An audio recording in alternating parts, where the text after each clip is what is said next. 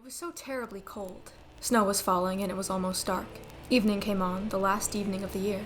In the cold and gloom, a poor little girl, bareheaded and barefoot, was walking through the streets. Of course, when she had left her house, she'd had slippers on, but what good had they been? What good was this facade? This crystallized coating of fantasy carrying each of their burdens? Their face, their hair, their silk skin, soft shoulders, perfected figure, and their pretty manicured toes painted in a bold pink by their mommy. All of their manufactured elements building an impenetrable wall. It's futile to scale, to try to get over onto the other side, to feel a fraction of relief, a fraction of comfort, because these fucking pink toes are holding their feet down.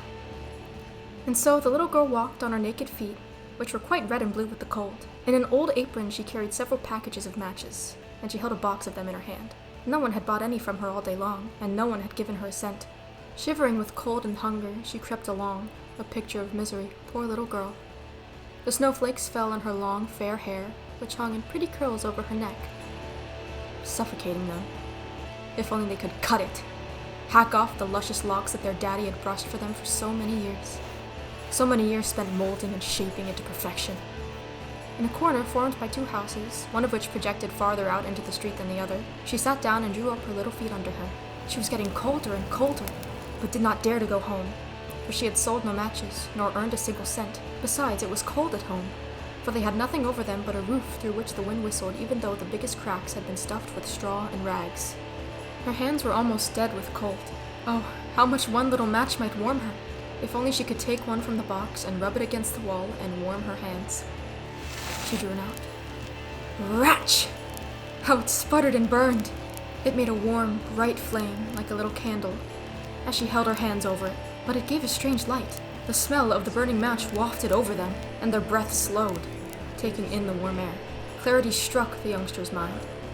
Their mind no longer clouded, and their thoughts clear. The cracks in the mirror vanished. They saw themselves correctly. How comfortable it was. Then the little flame went out. It all vanished, and she had only the remains of the burnt match in her hand.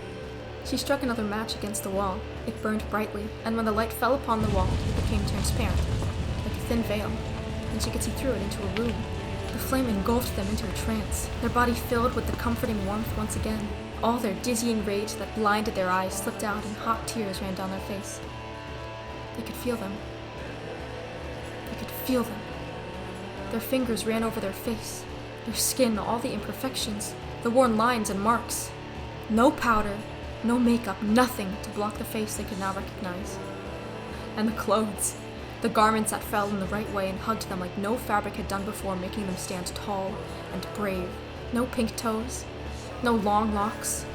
All the matches they lit to try to find the light. The lucidity in the darkest shadows of the shell they were confined to now burned so bright it was almost blinding. They held a match to illuminate all that around them. It was all those who no longer assumed, no longer put them in a box with a clear checkmark and a stamp of approval of what they believed to be right. Then the match went out, but the lights mounted higher. She saw them now as bright stars in the sky. One of them fell down, forming a long line of fire. Now someone is dying, thought the little girl. For this person who had been there all along, but only now could truly see them, and who was now dying, had told her that when a star fell down, a soul went up to God. She rubbed another match against the wall. It became bright again, and in the glow they could see them once more, standing clear and shining, kind and lovely. The child cried to them, "Oh, take me with you! I know you will disappear when the match is burned out. You will vanish like all those times before, and I will be left here stranded, not knowing where to go." And she quickly struck the whole bundle of matches, for she wished to keep them with her.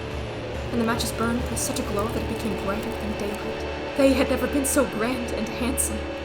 They took the little girl in their arms, and both of them flew in brightness and joy above the earth very, very high, and up there was neither cold, nor hunger, nor fear.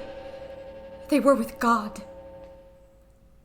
But in the corner, leaning against the wall, sat the little girl with red cheeks and smiling mouth, frozen to death on the last evening of the old year. The New Year's sun rose upon a little pathetic figure. The child sat there stiff and cold, holding the matches, of which one bundle was almost burned. She wanted to warm herself, the people said. No one imagined what beautiful things she had seen, and how happily she had gone with their true self into the bright new year.